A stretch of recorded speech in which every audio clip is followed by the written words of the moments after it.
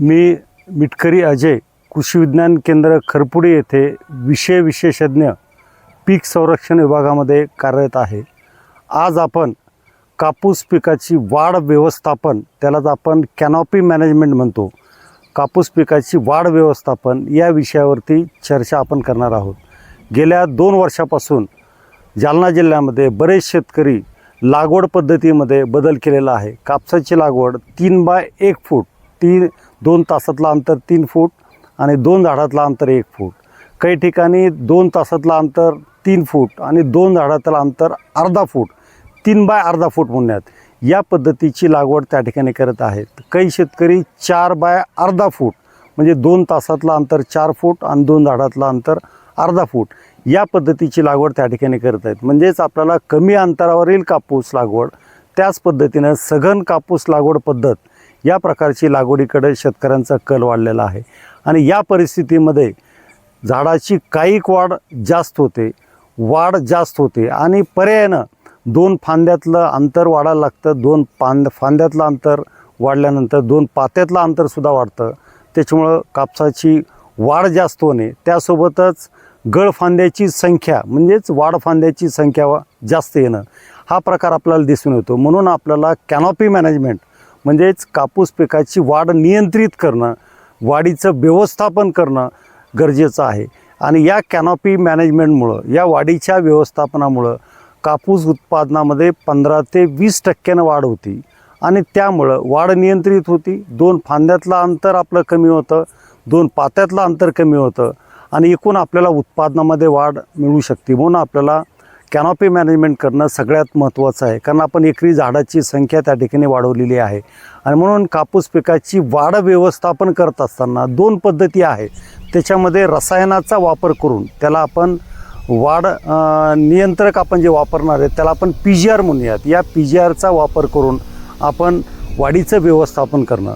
आणि दुसरी पद्धत आहे, त्या ठिकाणी आपण जे काही गळफांद्या आहेत, वाढफांद्या आहेत, ते सिकेटरनं कट करणे आणि शेंडा खोडणे, त्या पद्धतीनं आपण त्याला यांत्रिक पद्धतीनं वाढीचं व्यवस्थापन करणे असं म्हणूयात।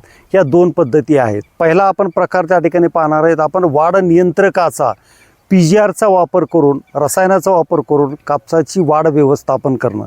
ह्याच्यामध्ये या रसायनाचा वापर किंवा वाढ नियंत्रकाचा वापर करत असताना आपण हे पाहणं गरजेचं आहे की आपण कुठल्या अवस्थेमध्ये वापरणार आहोत आणि कुठल्या वेळेस वापरणार आहोत आणि किती मात्रेमध्ये वापरणार आहोत हे आपल्याला महत्त्वाचं आहे। आणि म्हणून हे वाढ नियंत्रक वापरत असताना आपल्याला कापूस पिकाच्या हंगामामध्ये आपल्याला 3 वेळेस आपल्याला हे वाढ नियंत्रक आपल्याला वापरायचं आहे।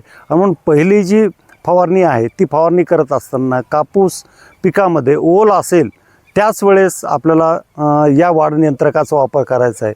पावसाचा खंड असेल तर या प्रकारचं वाढ नियंत्रक आपल्याला वापरता येणार नाही। म्हणून आपल्याला अवस्था सर्वात महत्त्वाची आहे की जमिनीमध्ये ओल असेल तरच पहिली फवारणी आपल्याला या वाढ नियंत्रकाची करायचं आहे।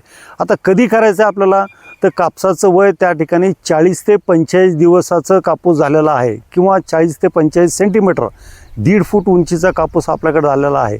या परिस्थितीमध्ये यावेळेस आपल्याला या वाढ नियंत्रकाचा वापर आपल्याला करायचा आहे। तर वाढ नियंत्रक कुठलं, तर बाजारामध्ये मॅपिकेट क्लोराईड नावाचं 5% आपल्याला हे वाढ नियंत्रक उपलब्ध आहे, त्याचा वापर आपल्याला करायचा आहे।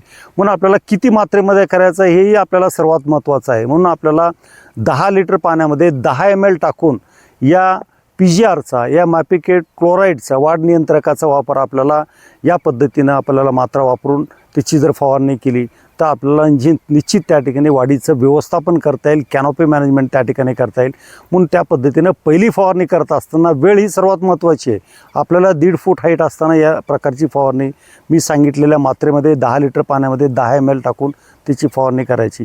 दुसरी फवारणी आपल्याला करत असताना पहिल्या फवारणीनंतर 15 ते 20 दिवसांना आपल्याला करायची किंवा 55 ते 65 दिवसाला आपल्याला करायची, किंवा आपल्याला शेंड्यापासून खालचे जे 5 इंटरनोडचं डिस्टन्स त्या ठिकाणी आहे ते 20 सेंटीमीटरपेक्षा कमी असेल तर वापरण्याची गरज नाही। जर ते अंतर वाढलेलं असेल 20 सेंटीमीटरपेक्षा जास्त, म्हणजे वरच्या 5 फांद्यातलं अंतर, तर त्या ठिकाणी दुसरी फवारणी आपल्याला या मॅपिकेट क्लोराईडची 10 लिटर पाण्यामध्ये 12 ml टाकून आपल्याला फवारणी त्या ठिकाणी घ्यायची। या प्रकारे दुसरी फवारणीचा निर्णय आपण त्या ठिकाणी घ्यायचा आहे।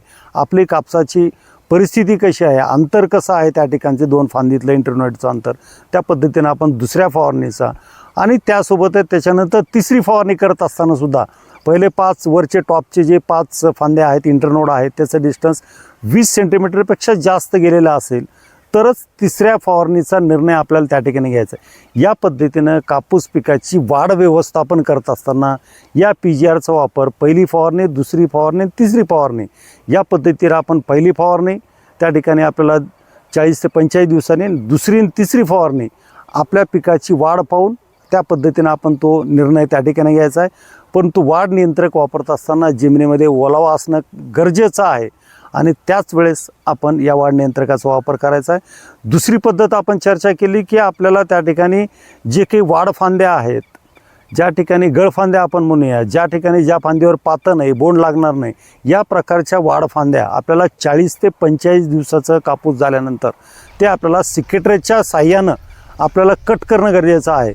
यावेळी जर कट केलं आपण तर जे विनाकारण वाया जाणारं जे अन्नद्रव्य आहे त्या वाढफांद्यामध्ये, गळफांद्यामध्ये ते आपल्याला थांबवता येईल आणि सगळा पुरवठा आपल्याला फळफांद्यामध्ये त्या अन्नद्रव्याचा करता येईल आणि जेणेकरून आपल्याला त्या बोंडाचा आकार आणि वजन वाढवण्यासाठी मदत होईल. म्हणून आपल्याला 40 ते 45 दिवसाचा कापूस झाल्यानंतर या यांत्रिक पद्धतीनं किंवा सिकेटराचा वापर करून ते आपल्याला फांदी कट करायची आणि आपल्या कापूस 90 दिवसाचा झाल्यानंतर किंवा 3 फुटाचा झाल्यानंतर शेंड्यापासून 5 सेंटीमीटर आपल्याला खाली यायचं आहे आणि तो शेंडा कट करायचा आहे.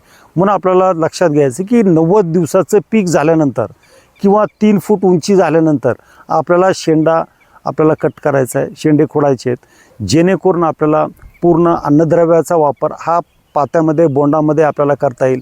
आणि या प्रकारे आपण कॅनॉपी मॅनेजमेंट केल्यामुळं पातेगळीचं प्रमाण आपल्याला खूप कमी होईल. कारण आपल्याला काहीक वाढ जास्त झाली तर त्या ठिकाणी हवा खेळती राहत नाही, सूर्यप्रकाश प्रत्येक फांदीवरती पात्यावर मिळत नाही आणि त्यामुळं पातेगळीचं प्रमाण वाढतं. म्हणून आपण वाढ व्यवस्थापन जर केलं तर पाते टिकून राहतील, पात्याचं बोंडामध्ये चांगल्या प्रकारे रूपांतर होईल आणि बोंडाचं वजन वाढण्यास आपल्याला मदत होईल.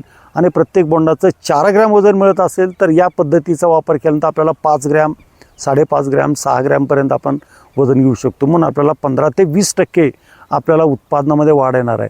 म्हणून या पद्धतीचं आपल्याला वाढ व्यवस्थापन, त्याला आपण कॅनॉपी मॅनेजमेंट म्हणतो त्याला, हे सर्वात आपल्याला महत्त्वाचं आहे. आणि म्हणून सुरुवातीच्या काळापासून आपल्याला या पिकाला लक्ष आपल्याला देणं गरजेचं आहे आणि त्या पद्धतीनं आपण जसं ठरवलं त्या पद्धतीनं कापसाची वाढ करून घेणं, या पद्धतीनं केलं तर आपल्याला उत्पादन चांगलं येण्यास मदत होईल. धन्यवाद.